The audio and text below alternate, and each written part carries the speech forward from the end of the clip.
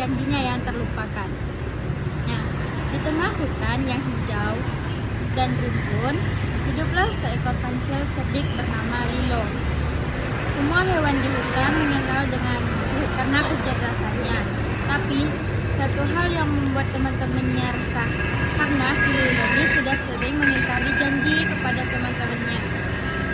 Nah, pada suatu hari, Lilo bertemu dengan kura-kura yang bernama Bako. Nah, Lilo berkata, Bako sambil mengelus janggutnya yang putih, "Aku dengar kau pandai membaca. Bolehkah aku belajar padamu? Aku ingin tahu isi surat dari anakku di kota," kata Bako. Lilo tersenyum lebar. "Tentu saja, Paman Bako, bawa saja suratmu ke bawah pohon beringin.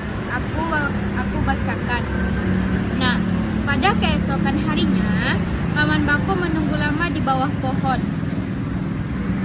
Matahari sudah hampir terbenam, tapi Lilo tak kunjung datang. Dia tidur menunggu dan pulang dengan kecewa. Lilo lupa, ia malah sibuk bermain lomba lari dengan kelinci dan memakan buah mangga jatuh dari pohonnya. Nah, beberapa hari kemudian, seekor burung hantu bernama Mora jatuh dan dia sakit. Ia butuh bantuan mengambil buah dari pohon tinggi karena sayapnya terluka. Nah, aku bisa panjatkan, kata Lilo lupa. Besok pagi aku datang, kita panjat sama-sama. Tapi keesokan paginya, Mora menunggu sampai siang, tapi Lilo tak pernah datang. Dia lupa. Kali ini karena menemukan sarang lebah dan terlalu sibuk menikmati madunya. Nah, kabar tentang Lilo yang sering mengingkari janji telah menyebar luas sepanjang hutan. Nah, satu malam terjadilah hujan deras mengguyur hutan. Sungai pun banyak yang banjir dan meluapkan airnya. Nah, Lilo terjebak di pulau kecil yang terbentuk oleh air. Ia ketakutan menggigil sendirian. "Aku butuh bantuan," teriaknya.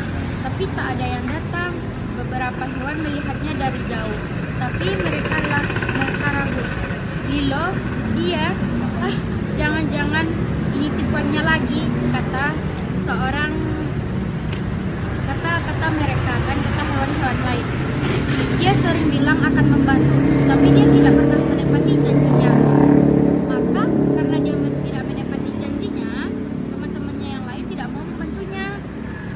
Nah, saat itulah kura-kura Bako muncul perlahan dari balik semak-semak.